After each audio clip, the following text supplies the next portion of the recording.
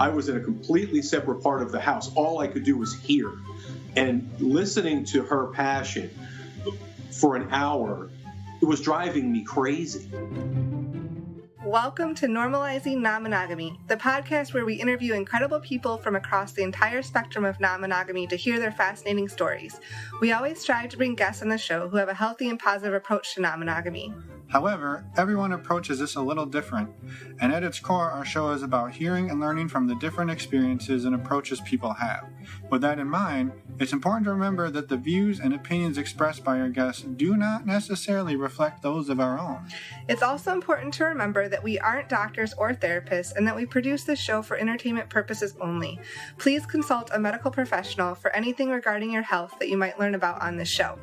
One final thing that we need to let you know about is that this podcast will hopefully include some explicit language. So, if that kind of thing offends you, we suggest you just keep listening until it no longer does. However, if you're under the age of 18, you should probably stop listening or gather up your parents and listen as a family. Enjoy! Welcome to episode 44. We're Finn and Emma. We are Finn and Emma. Real quick, we got some quick announcements, the quickest of the quick. Okay. First of all, this week's episode is... Front Porch Swingers. Who are they? A really awesome couple. And podcasters. Yeah, they started a podcast about 3 months ago or so, and we actually have an interview coming up on their show, too. Yep. So spoiler alert. That will be out within a few weeks. Some quick notes on them. They are going to the AVN convention in Las Vegas. That's, I believe, like the porn and sex toy convention. I believe, yes. And they're having a meet and greet on Friday, January 25th. So we wanted to get this out in time. So if you are a listener who's going there or lives near there and wanted to meet them in person, you could do that. All of the full details are on our website, our new website. Hey, yes, our new website. NormalizingNonmonogamy.com. Well, same web address, new design. Yes. If you know what I'm saying. Anyway. It's NormalizingNonmonogamy.com, or if you're spelling challenged like us, you can go NNMpodcast.com. Yeah, maybe say that faster. NNMpodcast.com. All right. Yeah, all the good details are in the show notes over there. Before we go into the interview, which we will again momentarily, we wanted to remind you that, as always, you can save $10 at stdcheck.com. Again, head over to the show notes, find the links. It'll take you there. You can set up your super easy, super fast, and super pain-free, other than the little blood giving, STD testing. It's our favorite way to do it, and it will be yours too, I reckon. Yes. That helps support the show, and we appreciate it if you do. The other one we wanted to mention is Casti. It's an online dating service. We are on there. Lots of other sexy people are on there. If you want a free 6-month trial, use the link on our webpage as well. You can also find us on Twitter and Casti under the screen name NNM Podcast. That's all for now. Yeah. Let's go to the interview with Brian and Brenna of Front Porch Swingers. Woohoo! Let's go. So thank you, Front Porch Swingers. We're really excited to talk to you tonight. And we wanted to start, I guess, by having the both of you describe a little bit about who you are and maybe one or two things you like doing just in life outside of any non-monogamy, and then we'll kind of dive into that side of it as well. You just assumed they're non-monogamous. That's true, but their name of their podcast is Front Porch Swingers, so... Yeah, you are correct. You're non-monogamous. We are non-monogamous, absolutely. Consensually non-monogamous, 100%. Yeah, so about us. Well, yeah. You go first. Okay. About us. About us, about you, about me. Okay, so we are a pretty abnormal couple in a lot of ways. We talk about this quite a bit, but we do have a 20-year age gap, which alone, when people don't know that we're swingers, is kind of maybe a little bit jarring, especially considering that we live in a pretty conservative place. So our age gap is something that people notice kind of right away about us. Very quickly. Yeah. We also do practice non-monogamy. We obviously swing. We are a full swap and soft swap couple. and we also participate in BDSM to some extent. Yeah. So basically, we're just kind of, all around kinksters. Which also kind of separates us from a lot of folks in both the BDSM world and the swinger lifestyle. You'd be surprised at how they, or at least I'm surprised at how they don't really cross over very much, particularly in the BDSM world. We actually stopped participating in a group that we often would participate in terms of meetups and that kind of thing, because we kind of were being slighted because we were swingers, and the BDSM world looks down on that to some degree, which sounds odd, but it's accurate. Yeah. So we're just kind of a weird couple, but we like it that way. We also are not a married couple. We have several failed marriages between us, and at this point in our lives have decided that we are not going down that road again, and we're both 100% okay with that. But we wear rings, and we're very dedicated to each other, and we are each other's life partners. So based on our experience and my experience, of course I've got more of it, we are as committed a couple, as loving a couple, as trusting a couple, as open a couple as any married couple I've ever known. Mm-hmm. So that piece of it just doesn't really factor in for us. And how long have you guys been together? I don't know. Maybe I missed that. Oddly enough, next month, December 27th, will be a year. Wow. Yeah, this is fairly new, although we have not spent a day apart since we met each other. With the exception of traveling for work a couple of times in that year, we have literally not spent a day apart. Wow. Wow. Yeah. Impressive. And congratulations on the 1 year anniversary. Yeah, I think we'd like to circle back to a few things, but real quick, just to clarify, for anyone who doesn't know, you are Brenna and Brian. I think my lovely partner here forgot to mention that. That's true. I did not mention the names. I apologize. Quite all right. We figured it'd come out eventually. Yeah. And also, I wanted to say that I can kind of commiserate with you that when we walk into a room, everyone knows that Emma is 6 months older than me. It's pretty much the first thing they notice about us. I'm pretty sure that's not the case, but maybe you just like to think that. So 1 year into your relationship, and you guys are at sort of an advanced level of relationship status in my opinion, by having an open relationship. Did you guys start off right away being open? No, not exactly. It happened pretty quickly, though. I mean, the biggest thing that I can say about our relationship and how it transgressed very quickly transpired very quickly in terms of the swinging, is that we have the most open relationship ever in terms of our communication. Like, we will talk about anything. No topic is off limits. And it's been that way pretty much since day one, which has not been the case for either of us in past relationships. It's almost like we found a kindred spirit in the other person, and we just felt 100% comfortable laying it out on the table. Mm-hmm. And because of that, we were able to kind of enter into this world rather quickly. I think we were together for probably about 4 months when we started talking about it. And from the time that we started talking about swinging to actually swinging was like a few weeks. Maybe 2 weeks, something like that. We are very impatient people, apparently. But it was one of those things where it was like we talked about it and we were both so on the same page with everything, and everything lined up that there was no reason to not. And it's been the best thing ever for us. And really what really happened as we went further in and deeper into conversation and deeper into what we were both feeling, the more open we became with each other, and the more honest and open we became. It was almost like a purge. Like I couldn't wait to tell her something else. It was almost like you were trying to figure out, is there something I left out? Did I not tell her something? Because it was just such a relief. Mm-hmm. It was just a weight lifted. And through that time, was there anything that either one of you divulged that was that was met with any type of pushback from the other person, or has it been pretty much just welcoming open arms? Nothing at all. There was no pushback. In fact, it was almost like one of us would say something or admit to a desire or fantasy or something we really wanted to experience, and the other one before we even finished the sentence was like, I'm in. So there was never a hesitation in anything. Wow. And to be clear, this was not something either of us had before in previous relationships. We constantly felt like we had to guard what it was we wanted, and as a result of that, we felt unfulfilled, which I'm sure a lot of people in relationships previous to being in this type of relationship can understand. It's finally finding that partner that you can just say whatever you want, and you know that it's not going to be met with, disgust or anger or jealousy or no judgment at all.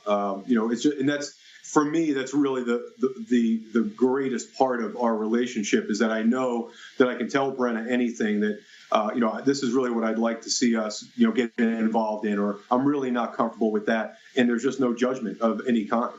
Yeah. Yeah.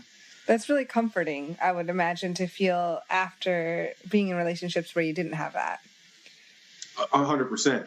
I'm a multi-time divorced guy. My relationships were unfulfilling on every imaginable level. And to find Brenna at this point in my life, I mean, nothing short of purely just a miracle. I mean, all the stars aligned for us to meet. The steps I took even to move where we live now, where I actually came, to this part of the country and where Brenna was already living.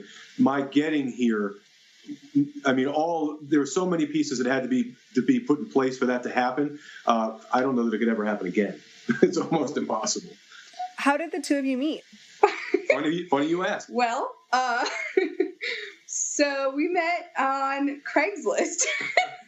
Wow, that's awesome. Which is no longer in existence, unfortunately. The now defunct casual encounters on Craigslist is no longer a thing, and we're really disappointed by that, because we think we're a success story. Totally. Brenna was just out of a relationship. She was drunk with a friend. Her and her girlfriend are sitting around. She's like, I'm just going to put an ad out on Craigslist because none of this other stuff is working for me, which is what she did. So she drunkenly posted a Craigslist ad. Yeah. And it was funny because it was like I was just getting out of yet another kind of vanilla, unfulfilling relationship. And I was like, I cannot do this again. This is not going to cut it for me. Mm-hmm. So I decided to put this Craigslist ad out there, because it's anonymous. You can say, what you want. And so I put in there, the BDSM pieces, and that I was looking for somebody who would want to, explore with me and who was open-minded sexually. Right. And of course I got, 500 responses. But Brian's was the only one that was really eloquent and thoughtful and, really spoke to who he was as a person. And it just worked out perfectly. She responded to me. And of course, I had been in the town where we currently reside for about five days. Been here 5 days. Wow. And thought, well, let's just see what's out there. And hers was the first and only one I responded to. And as it turns out, it worked. So we've been together ever since. Virtually from the time we met, we have not spent a day apart, with the exception, as I said, of traveling for work. That's impressive. Yeah. I think that's a very coincidental set of circumstances. So congratulations on that. Yeah, that's amazing. Well, thanks. Well, once again, the stars had to align for us to meet, even before I ever got to where we actually met. Right. It was just a lot of pieces, and then that was like the final piece. It was just something I certainly never expected. I don't think either of us ever expected. Yeah. No. And so, what is the non-monogamous sort of structure that you guys have right now?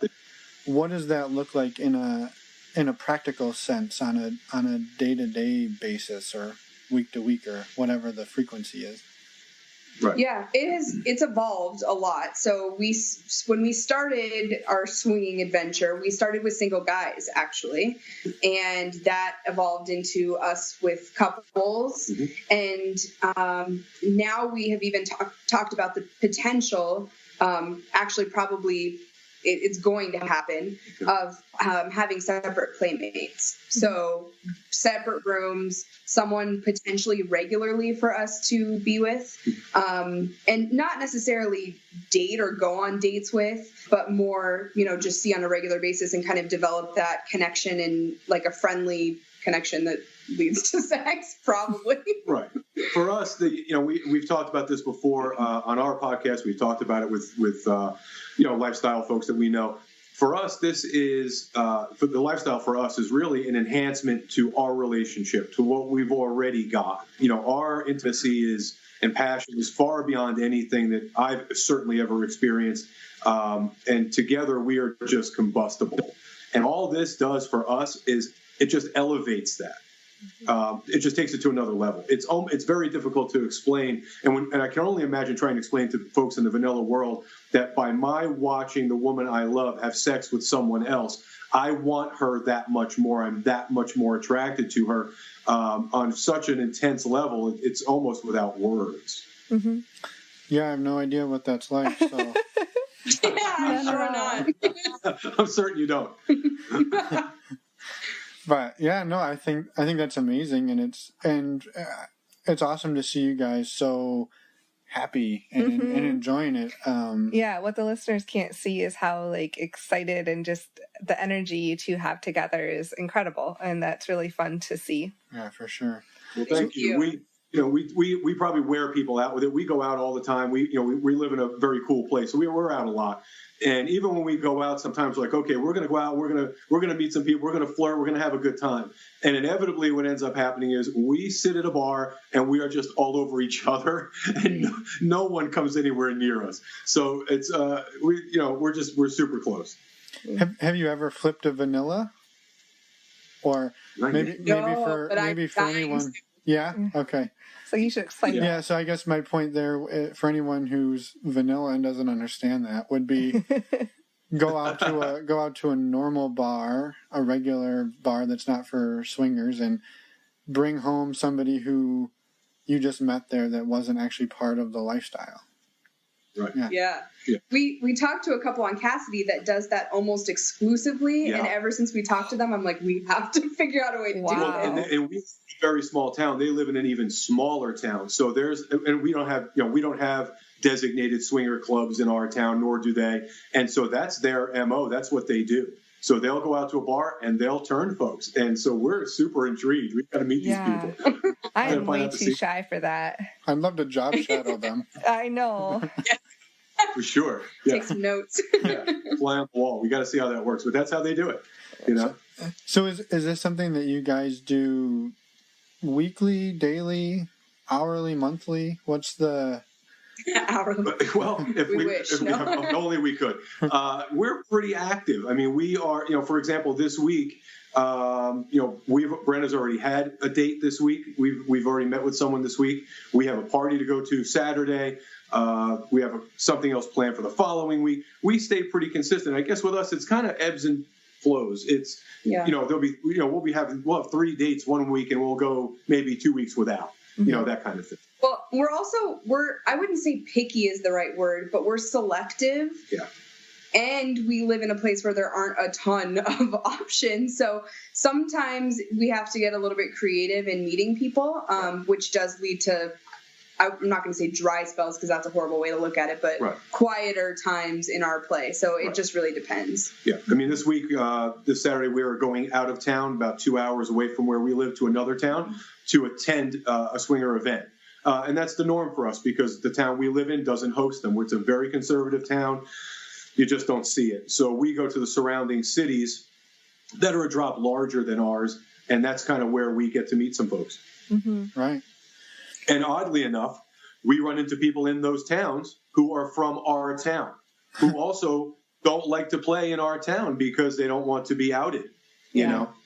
Well, but now you guys can carpool together, save a little bit of gas. For sure. Yeah, absolutely. Here I am trying to cheat my way out. Oh, man.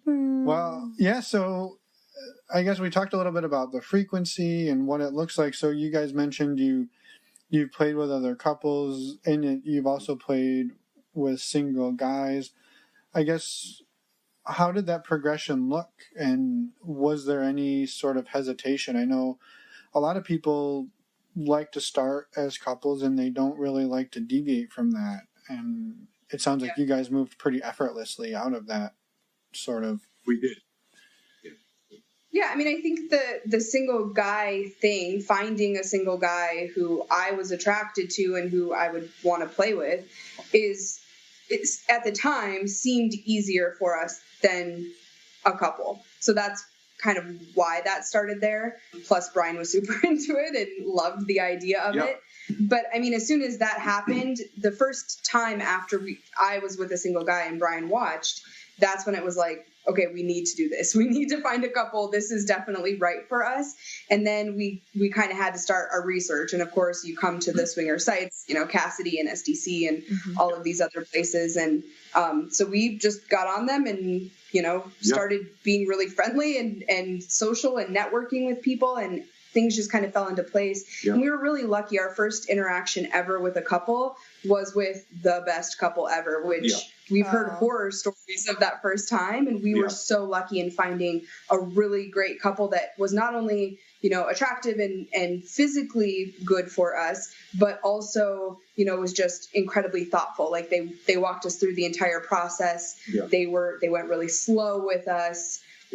So I guess probably because that interaction was so awesome, it once again just fueled, like, we need to continue this, and we just haven't looked back. No, and it was actually it's a podcast. I think it's Jack and Diane is that podcast where we talk about that first encounter with a couple. They're just amazing people. They're still our friends, and just it was such a good, like Brenna said, such an amazing experience. We just were full steam ahead. And so your first experience was with a single guy. You started there. Okay. Mm-hmm. Awesome. Yeah. In fact, the first 3 experiences. No, just the first 2.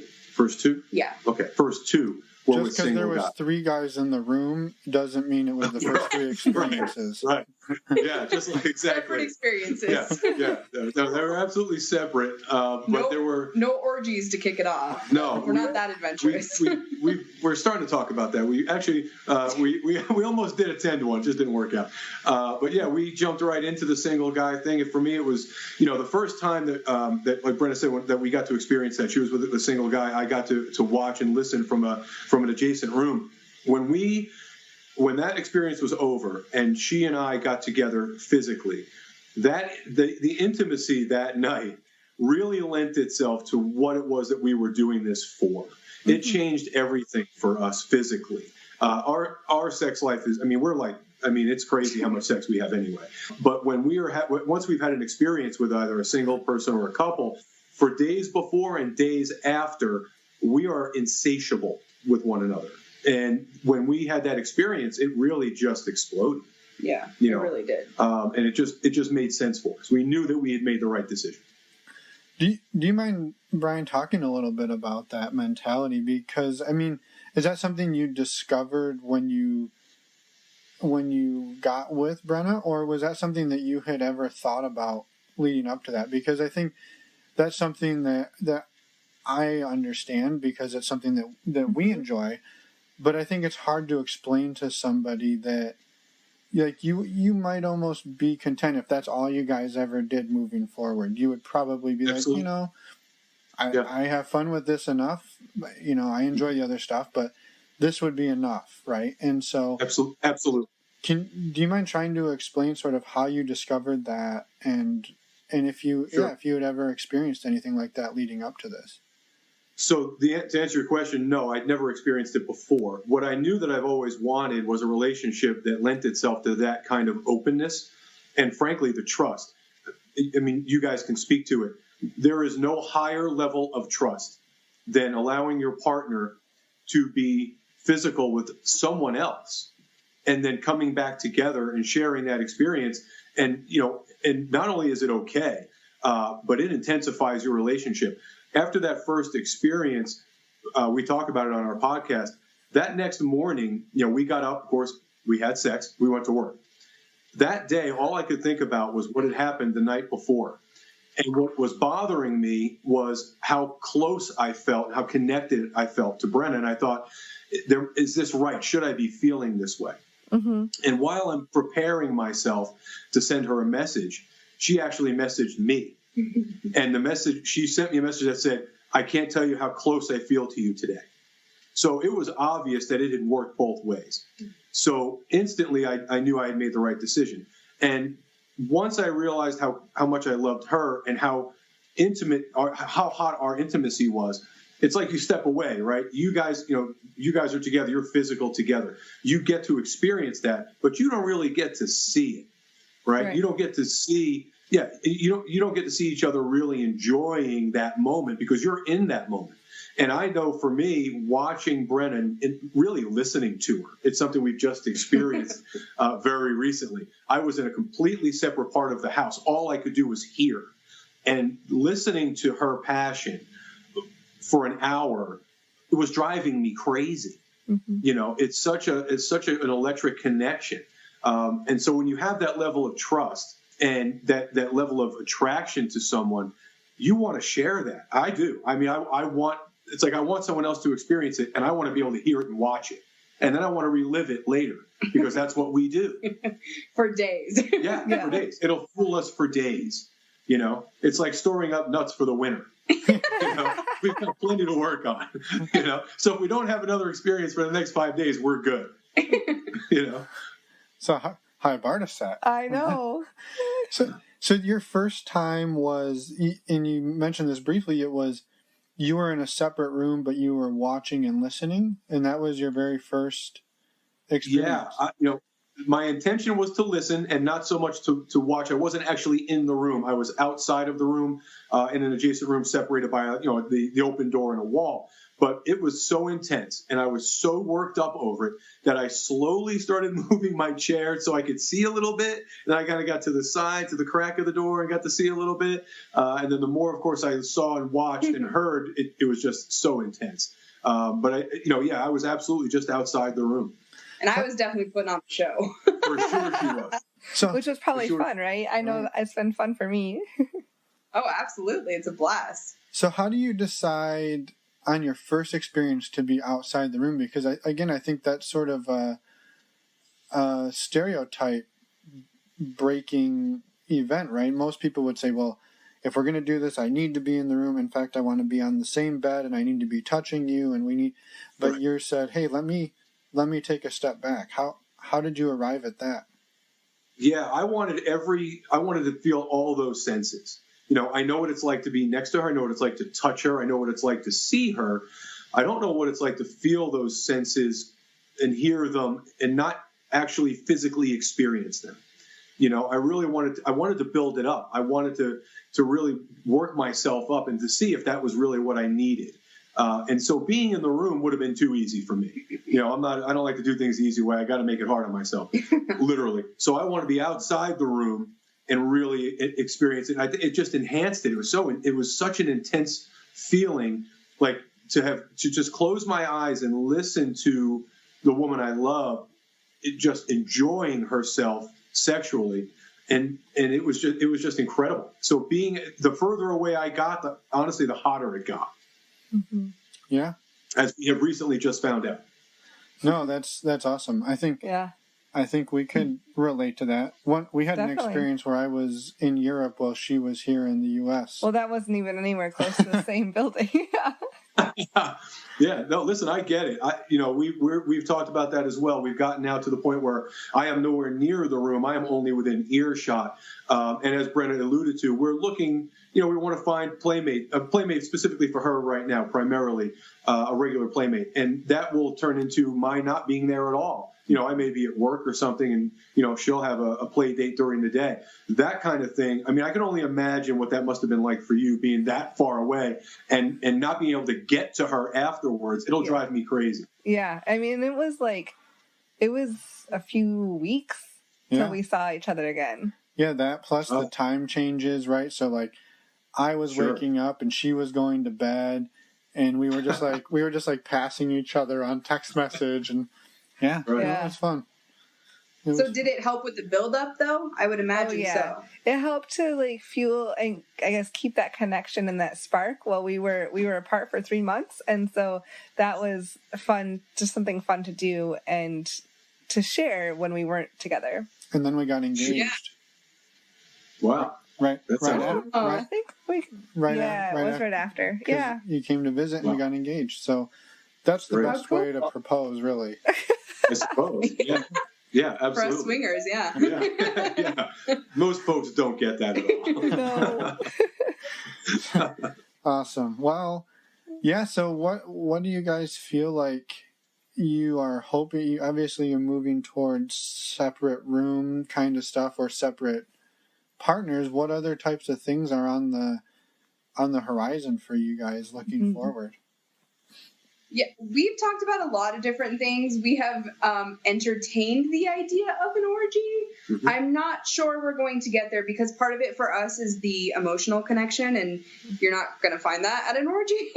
Not typically. It may still be on the table. We're toying with it. I think the next big thing is probably going to be, we haven't done any of the, major like resort travel or anything together. So like an actual trip all around the lifestyle and just immersing ourselves in it for days is probably going to be the next obvious one for us. Right. But I don't think anything's completely off the table. Brian keeps mentioning me finding a play partner.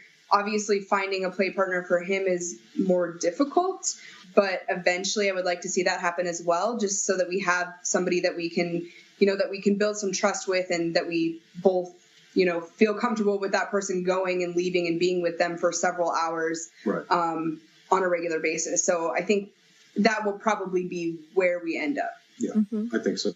Yeah. Again, like you said, nothing's off the table. We're wide open. We're we're open to all the new experiences. Do you think you'll ever try having like relationships with more than each other, or just are you thinking more like fuck buddies type relationship? We've talked about a potential relationship. There's two problems with that. One is that as we've alluded to multiple times now, we hate being away from each other. Right. So the idea of like Brian going on a date with another woman wouldn't make me jealous. It would make me sad to not be with him. Right. So if it was like a situation where we were both dating that person potentially, which is a possibility, but I don't foresee us having like separate, relationships. We talked a lot about the potentiality of the polyamorous type component where there would be a woman, for example, Brenna is bisexual, where we would be dating the same person and that person might be part of both of our worlds. But the truth is, we would find that difficult, as she said, because we are so connected. I can't imagine spending any amount of time away from her that would take away from our relationship. So I don't know that makes a lot of sense for us. I know most people probably think that sounds strange. You don't want the emotional connection. You guys just want to get down to it and start fucking. That's exactly right. That's not exactly right. That's pretty much how this works. We want to get to know you. We want to like you. We have to want to have a drink with you and hang out with you before we fuck you. But we don't need to. Friends with benefits is perfect for us. Yeah, that's exactly what we. Well, and I think Brenna alluded to that when she said that maybe the orgy is not quite right because you need to have a little bit of a deeper connection, even if that's get to know somebody for, a couple hours, which, by the way, those types of orgies do exist. They do. Not that we've ever been to one. Well, we are hoping that we are, with everything that we're doing, podcast world and the traveling and everything, that we're going to cultivate a circle of people that we genuinely enjoy being with and like to hang out with and like to play with. And then we can start introducing some of those people into a circle. It's difficult where we live, as we alluded to earlier. We're in a very conservative place. A lot of people don't want to come out of the shadows, but we want to create that circle of friends where that, putting a party together like that would be a no-brainer. Mm-hmm. But it's difficult at this point based on where we are geographically. Right. Yeah. And something that can take a lot of time, too, to meet the right people. For sure. Yeah. For sure. Yeah, we're impatient, as you probably have already guessed. Yeah, I know. I can relate to that as well. That's why they're having sex while we talk to them. It was awkward at first, but we're getting past it. Right. After a while, it seems like just normal. Yeah. Sorry. Are the two of you out to anybody? Like, do you talk about this with any of your friends or family members, or is it something that you've kept pretty close to between you two? Well, this is still pretty new for us. We've only been podcasting for 2 months. Seems like a lot longer, but only 2 months. We've been swinging for 7 months-ish. So, I mean, no, we're not really. not really out to anyone, but we're also not really afraid of anyone finding out. I mean, our faces are all over social media. Yeah. We have a Cassidy page with our faces on them. We know it's going to happen. I think both personally and professionally, we're both at a point in our lives where if it happens, it happens. We don't want to live in the shadows anymore. And so eventually we'll tell kind of everyone. And we haven't decided yet if that's going to be, like, especially with my family who I'm very close with, do I tell them now? Right. Or do I let them find out on their own and come to me, right. Which seems kind of shitty. So at some point we're probably going to have to have that conversation. As things progress, as this gets, as the podcast and the whole, the whole lifestyle interest grows, we're probably going to have to tell people. Brenna's family particularly, they're very close, and they live relatively close to us in another town. So that's something we're going to have to contend with. Professionally, both Brenna and myself work for large companies in our area, pretty high profile, and that I don't know what that really would look like, but frankly, we don't care at this point. Professionally, more than anything, the family is more important to us. Right. Yeah. Makes sense. So one thing we like to bring up, if you guys are all right with it, is talking about how you protect yourselves and protect each other from a sexual health standpoint, and maybe what steps you guys take. And good job. That was my question that I forgot. Nicely done. That'll be easy to edit. Really appreciate that. Yeah, just leave it in. It doesn't matter. Yeah. Perfect. Yeah, so. Yeah, editing's overrated. Yeah, guess which one of us edits. I know how to edit too. I guess, what do you guys do to help protect each other and protect yourselves? Well, first of all, condoms are an absolute must when we play with others. That's a non-negotiable kind of no matter what. It really is our only non-negotiable, but it is non-negotiable. Yeah, and we have very open conversations with our, partners about, are they being tested and are they clean? And we obviously make sure that we are tested and we are clean and we're presenting that information to our partners. I had an encounter last night where I asked him as soon as we got into the bedroom, which was way too late, and I realized, right. Crap, this conversation should have happened days ago. Right. Or at least an hour ago. Yeah, something before we're, his pants are almost down. Right. But anyway, yeah, I think it's just about that communication piece and making sure that we're putting all of the pieces in place to protect ourselves and having it really be a non-negotiable with all of our partners that we, it's just that we play safe. It's just too easy. It just makes sense. You want to be safe. Everybody should be. It's just an easy thing to do. And that really is for us the only non-negotiable. Yeah. And I guess that it's awesome to hear that you guys are having those conversations and sounds like most of the time having them fairly early. Have you found that's everyone's pretty receptive to that, or have you gotten pushback from people? No pushback at all thus far. No. Matter of fact, we've had folks be very open with us about it, come to us and people we didn't even play with at an event, at a party, and talk about it. So it seems to be relatively on the table with everyone. That's awesome. Yeah. No, that's good. I'm so glad that is hopefully becoming more and more common. So. Yeah, absolutely. Yeah. I'm curious to change the subject a little bit. Unless do you have Sure. something else on that subject? No, I'm just listening. Okay. You said you started a podcast 2 months ago, and I'm curious what made you want to start the podcast? Just you're chronicling your own story for yourselves, or you're trying to reach a larger audience, or why? Yeah. So I think honestly it started out, we didn't know that it was going to turn into anything. Not at all. We kind of sat down one day and were recounting one of our, sexy encounters, and Brian was actually the one that was like, this would make a really good podcast. And I was like, well, it had never even crossed our minds before. And yet in typical Brian and Brenna fashion, within 3 weeks, we had a podcast going. And I think there's a couple reasons for it. One is because we enjoy talking about this. It's fun for us. It's, we enjoy the swinging lifestyle and we want to, shed some light on it. But I think the other piece of it is we hope in some ways that we will help, even if it's a very small portion of help, bring some awareness to non-monogamy. We are frankly tired of it being the default setting and of people assuming that that's what is quote unquote normal in a relationship. And if you don't fall into that, you're somehow a, dirty pervert or something. Which we are. Well, we're good dirty perverts though. Yeah, but anyway, my point is we truly want to bring positive light to the swinging community. We've done we just recently did an interview on somebody else's podcast that's a relationship based podcast, not a lifestyle podcast. And that was great for us because it was like a chance for us to say some things and clear the air, I guess, about some of the misconceptions about swinging.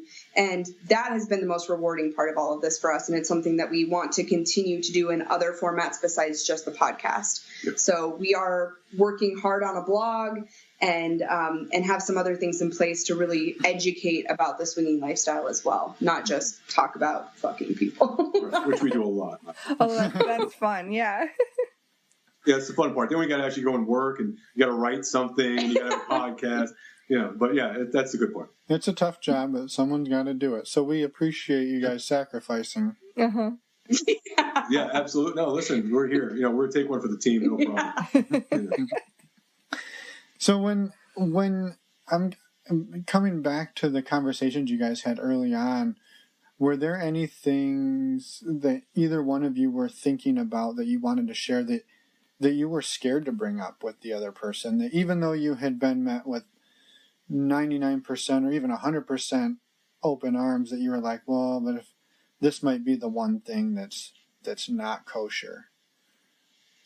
No, not for me. I mean, the truth is we started out, we jumped in it hip deep. And once we started talking about it, it was, like I said, it was just, everything was just flowing, free flowing. I don't think there was any hesitation in either of us at all to talk about anything. And again, none of it was met with judgment or disdain or even hesitation. No. Yeah, that wasn't really a thing for us, which I don't think is necessarily talk about the norm. Right. And we understand that, but yeah, for us, it really wasn't, there were no concerns there. No, we've met a couple of couples that talked about it for years before they ever actually pulled the trigger. One couple, 7 years. Yeah, they had a conversation, talked about swinging and having, living a non-monogamous relationship and having multiple partners for 7 years before they actually ever put their toes in the water. Yeah. So we're just, unfortunately, or fortunately for us, we just don't do that. We want to experience something, we just talk about it, and then we just do it. No, but we can also understand where people would want to really take their time and make sure that they're comfortable with it, because the flip side of that is we have played with people who were not on the same page and were not comfortable, and it's not a good experience for anyone involved. Yeah, if the alternative to you taking 7 years of your time and really thinking it through and really giving it a thought is to not be on the same page and try this, I have to caution anyone who would think that that's a good idea. Right. Yeah, for sure. We've experienced it. We've seen it. It was unpleasant, and hopefully never have to see it again. Yeah. I know you mentioned earlier on that you are both involved in the BDSM community as well. And I wanted to see if you could talk a little bit about that, and how was that before you got into swinging or after, and kind of what your involvement there is. Sure. So I think we both had some level of BDSM experience before being in a relationship with one another, but for me, it was mostly education. I wasn't in a relationship that was encompassed by that before meeting Brian. So it was more just me being the super analytical person that I am, wanting to learn everything about that world and the different types of, play and toys and things available. But this is really the first relationship that I've been able to incorporate a certain level of intimacy along with that. Yeah, for me, it was just, I had some familiarity with it, some experience with it, but until Brenna and I got together, being able to express myself in that way and talk to your partner about what it is that you needed. And as it turns out, what I needed is the reverse of what she needed, and it just works. And once, again, that information was made open to each other, it just opened the floodgates of all kinds of opportunities.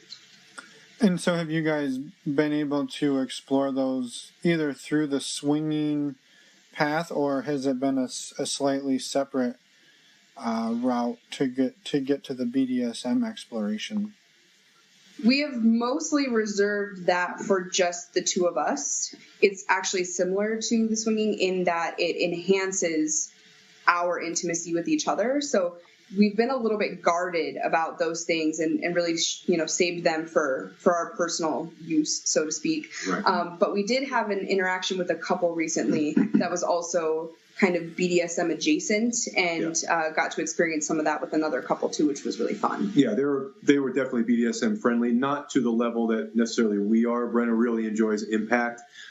This particular couple, the wife of the couple, we should say, was not as interested in the impact as Brenna was, but still interested in some of the aspects. Open to it, I would open say. For sure, and we had a great time. They were a super couple. But the BDSM pieces, I guess it's one of those things where it's kind of we keep that to ourselves. Like we keep that for our own intimacy, and we enjoy that piece of it, and we enjoy having that kind of exclusivity with each other for the most part. That makes sense. And you mentioned, though, that in your experience, the BDSM community has not been as open to swinging, and maybe vice versa. Can you talk a little bit about your experience with that? Yeah, we were actually going to weekly munches, which is, a BDSM meetup where it gives you the opportunity to share ideas and, educate each other and those types of things.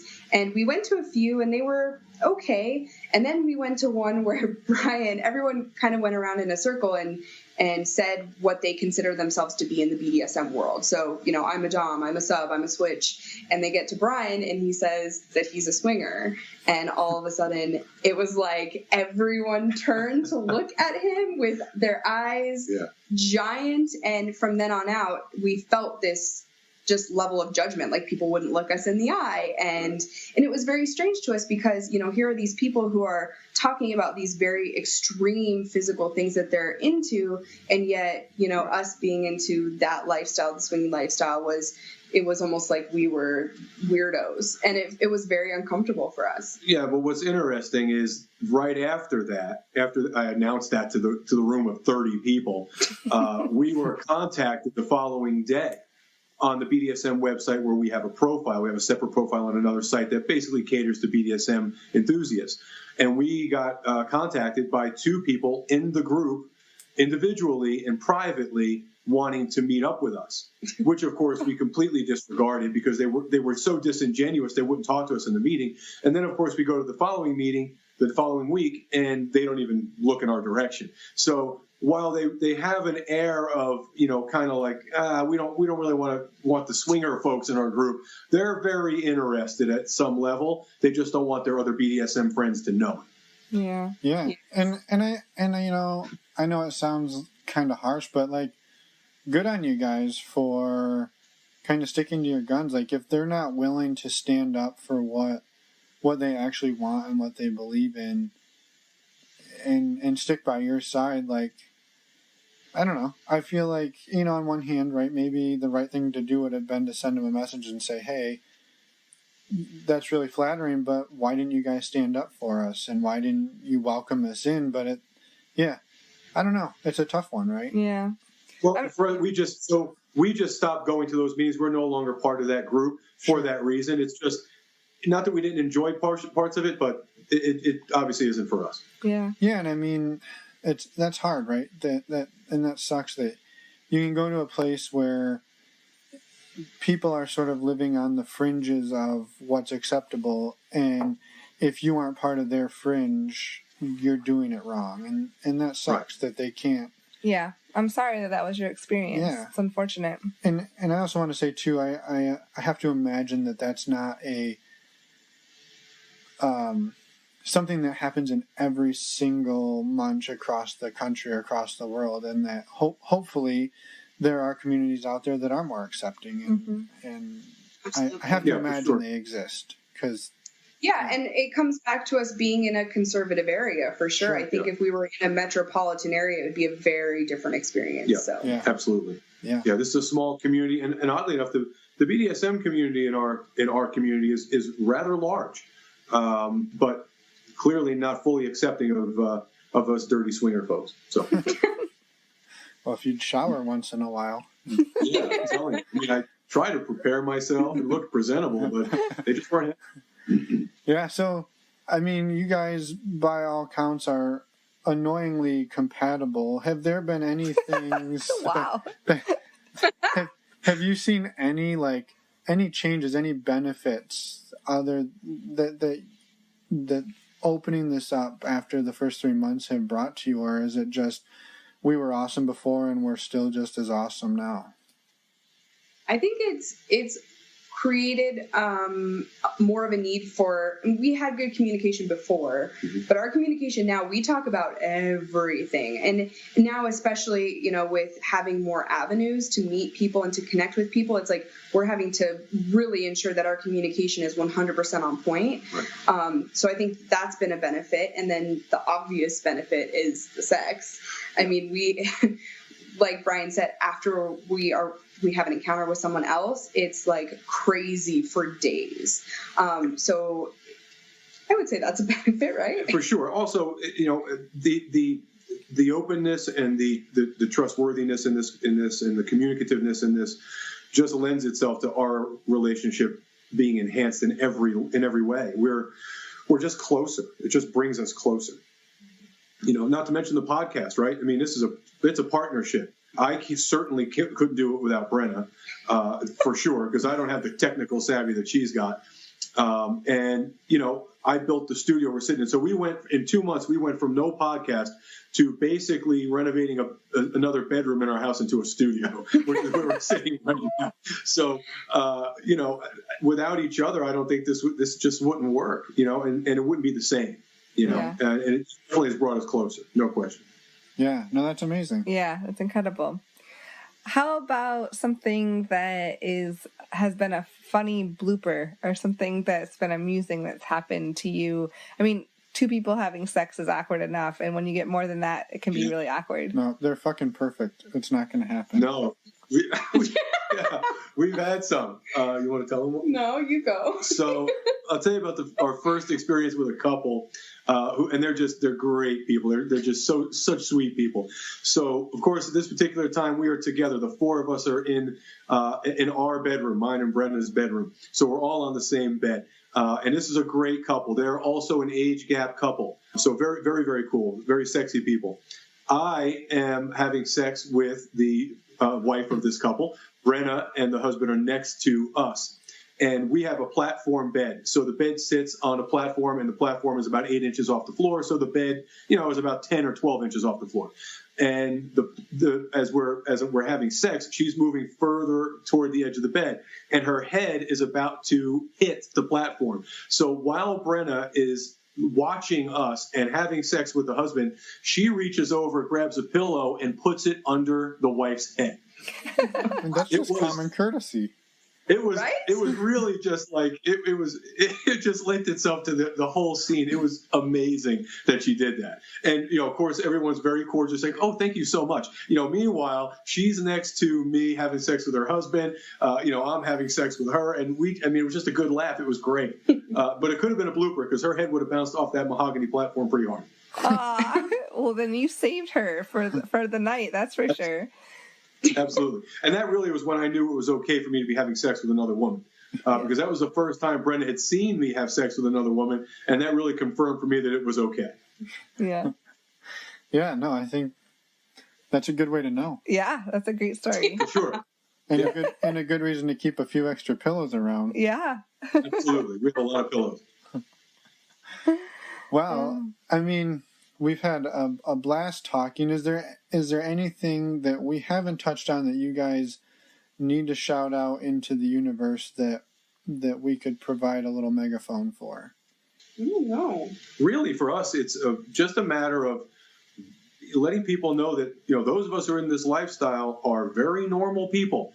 We get looked at, I guess, by some folks as the outcast, but I think, as the people in our community the couples in our community are far more loving and trusting and committed couples than most vanilla couples I've ever met. And if you have the opportunity out there and to meet a couple who's a swinging couple, you certainly should take the opportunity to have a conversation with them and just listen. You know? Just be open.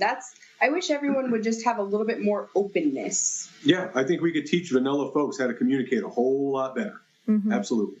Yeah, I agree. You know, I wish me now could have had a conversation with me 20 years ago. You know, could have saved me a lot of trouble. Right. Yeah, for sure. Well, are there any resources that you guys want to mention? Maybe podcasts that you're hosts of or otherwise that... Anything you want to plug? Yes, there is. We have a podcast from Porch Swingers. We typically talk about dirty, naughty stories. We do. And don't do a lot of the educational pieces. However, we do, like I said, have a blog at fromporchswingers.com. And we're really going to beef that up with some really, we hope anyway, rich content on education around the lifestyle too, because both are important to us. We want to entertain people and we want people to, think that it's sexy, our podcast. For sure. But that's not the whole reason that we're doing this either. So both of those. Yeah, we'll be moving into the educational piece at some point, but the podcast is really for entertainment and just kind of, reliving our experiences and really having fun. We leave the education to the smart folks like you. We're not there yet. Oh, we're not educational or entertaining. We let our guests do that. Yeah. We disagree. You guys are great. Well, thank you. We appreciate it. So thank you. Well, then maybe in the spirit of ending on a note where you're complimenting us, we'll say goodnight and we will keep in touch and look forward to seeing some of that educational material come out. And we will also link for anyone who wants to find you guys to your Twitter pages, and you're on Cassidy as well. And you're and your all over the website. internet. Yeah, so we'll put all that stuff in the show notes, and we'll make sure people can find you. That's great. We appreciate it, guys. Thank you so much for the time. We really enjoyed it. Oh, no, absolutely. Thank you. You guys have a wonderful night, and we will talk soon. Thank you. You too. I feel like we should have recorded that on the front porch of somebody's house, or even a porch at all. It didn't have to be the front. Yeah, that would have been fun to do, but no. I think you're just agreeing with me to be kind. Maybe trying to be creative. I get it. Anyway. Thank you to Brian and Brenna for coming on, sharing their story, and for having us on their show. Again, keep an eye out, or your ears, whatever you choose. For in a couple weeks. That'll be coming out. We'll let you know. One last thing, as we've mentioned last week, our newest of the new resources. Again, this one is a totally free, doesn't do anything for us other than helps you get better condoms. So if by any chance we ever have sex with you, you're wearing the right size condom. Wow, good plug there. Right. Well, I'm just saying we aren't financially tied to this. No. We just love the idea and love the resource. Go, Emma, tell them what it is. So this is a company the brand is My One Condoms, and they have over 60 sizes of condoms. And you go online and you can download a little kit, measure yourself, and order a specific size. She means penis. You can measure your penis. I thought that was implied. Anyway, if you want 10% off, go and use the link on our website and nope, I'm wrong. If you want 10% off, go and use the offer code EMMA. At checkout. Yep. And the links to these will be in the show notes as always. So go do that. Go have an awesome week. We will see you in 1 week.